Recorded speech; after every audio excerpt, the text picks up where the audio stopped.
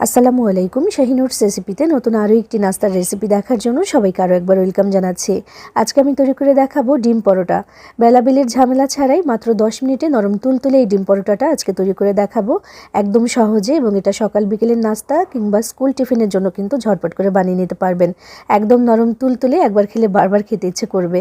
তো চলুন এটা কীভাবে বানিয়েছি দেখে নেওয়া যাক। আর আপনি আমার ভিডিওতে একটা লাইক করে চ্যানেলটি সাবস্ক্রাইব করে পাশেই থাকবেন আশা করছি। বিসমিল্লাহির রহমানির রহিম। প্রথমেই আমি একটা বাটিতে নিয়ে নিচ্ছি 3টা ডিম। যদি আটার পরিমাণ বাড়ান, মানে আটা দিয়ে বানাবো আজকে, আটার পরিমাণ বাড়ালে ডিমের পরিমাণও বাড়িয়ে নিতে পারেন। তো আমি এখানে 3টা ডিম নিলাম, তার মধ্যে দিচ্ছি পেঁয়াজ কুচি। আমি এখানে 3 টেবিল চামচ পরিমাণে পেঁয়াজ কুচি দিয়ে দিলাম। এরপর দিয়ে দিচ্ছি আমি টমেটো, একটা পাকা টমেটো ছোট করে একদম কুচি করে কেটে রেখেছিলাম, সেটা দিয়ে দিলাম। এরপর দিচ্ছি কাঁচামরিচ কুচি। যদি বাচ্চাদের জন্য বানান এটা একটু বুঝে শুনে দেবেন।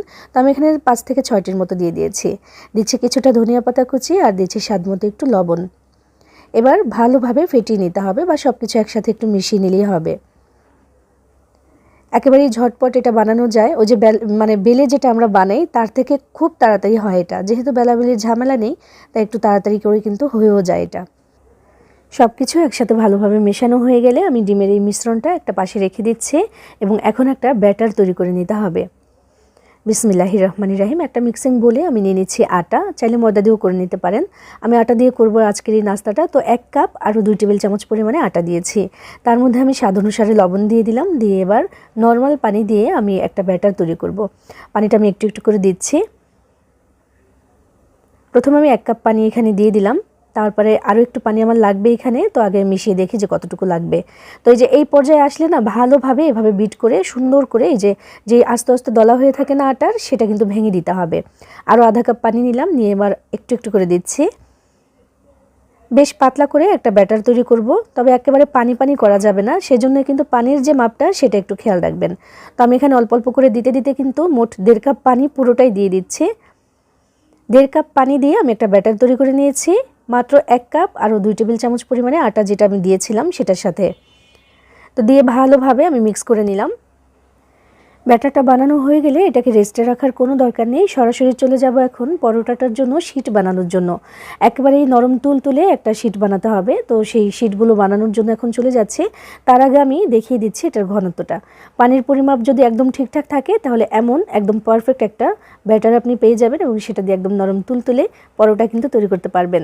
তো এখন আমি চলে যাচ্ছি পরোটার শীটটা বানানোর জন্য, এবং এইটা যে বানাবো আমি 1 ফোঁটা তেলও কিন্তু ব্যবহার হবে না এই শীটটা বানানোর জন্য। পরবর্তীতে পরোটা বানানোর জন্য একটু তেল ব্যবহার করব শুধু। আগে একটা প্যান ভালোভাবে গরম করে নিয়ে তার মধ্যে আমি হাতের সাহায্যে কিছুটা পরিমাণে পানি ছিটা দিলাম। তারপর একটা টিস্যু পেপার দিয়ে পানিটা একদম মুছে নিলাম। তো এই পানিটাই কিন্তু কাজে লাগবে, এটার জন্যই কিন্তু একদম সুন্দরভাবে উঠে আসবে। বিসমিল্লাহির রহমানির রহিম। এখানে আমি এই চামচটা দিয়ে 2 চামচ পরিমাণে ব্যাটার দিয়ে দিচ্ছি। দিয়ে একটুখানি ঘুরিয়ে গোল করে নিচ্ছি। দেখেন, চুলার আঁচটাকে একদম কমিয়ে রেখে তারপর ঢাকনা দিয়ে ঢেকে 1 মিনিটের জন্য রেখে দেব। একটা শীট কিন্তু রেডি হয়ে যাবে ততক্ষণে। নিজে থেকেই প্যানটাকে কিন্তু ছেড়ে ছেড়ে দেবে, দেখবেন একটা ফোঁটাও কিন্তু কোথাও লেগে যাবে না। এমন সুন্দর একটা শীট আপনি রেডি করে নিতে পারবেন এমন পানি ছিটা দিয়ে। তেলের কোনো দরকার নেই। দেখেন একদম পাতলা এবং সুন্দর করে নরম তুলতুলে একটা শীট আমি বানিয়ে নিয়েছি। তো আমি যেই পরিমাণে আটা গুলিয়ে নিয়েছিলাম সেটা দিয়ে কিন্তু মোট 5টার মতো হবে এমন শীট। তো আমি সেটাকে বানিয়ে নিচ্ছি।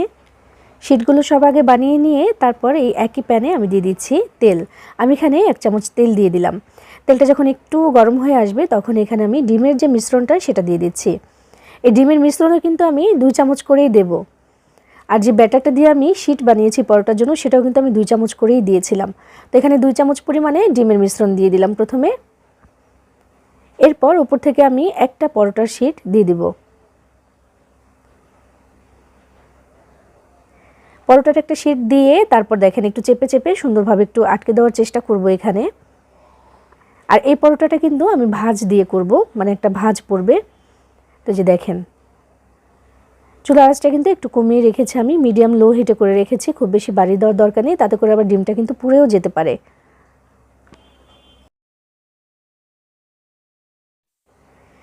ডিমটা ঠিকঠাকভাবে ভাজা হয়ে গেলে এবার উল্টে দিলাম, এবং উল্টে দেওয়ার সময় যদি ডিমটা এদিক ওদিক ছড়িয়ে যায়, আমারটা যেমন হলো, কোনো চিন্তার কারণ নেই। এক জায়গায় করে এভাবে ভাঁজ দিয়ে দিলেই হবে, কারণ ডিমটা তো ভাজের ভেতরেই থাকবে। ওটা এলোমেলো হয়ে গেলেও কোনো অসুবিধা নেই। এবার উল্টে পাল্টে এপাশ ওপাশ করে একটু ভেজে সুন্দর একটা কালার এলে নামিয়ে নিলেই কিন্তু হয়ে গেল। একইভাবে সবগুলো ভেজে তারপর আমি দেখাচ্ছি।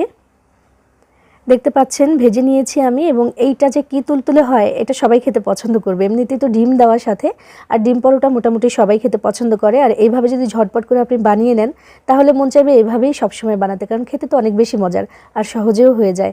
চাইলে স্কুল টিফিনের জন্য বানিয়ে নিতে পারেন, আবার সকাল বিকেলের নাস্তার জন্যও বানিয়ে নিতে পারেন। বানিয়ে খেয়ে দেখবেন ভালো লাগবে ইনশাআল্লাহ। সবাই ভালো থাকবেন, সবার জন্য সবাই দোয়া করবেন। আল্লাহ হাফেজ।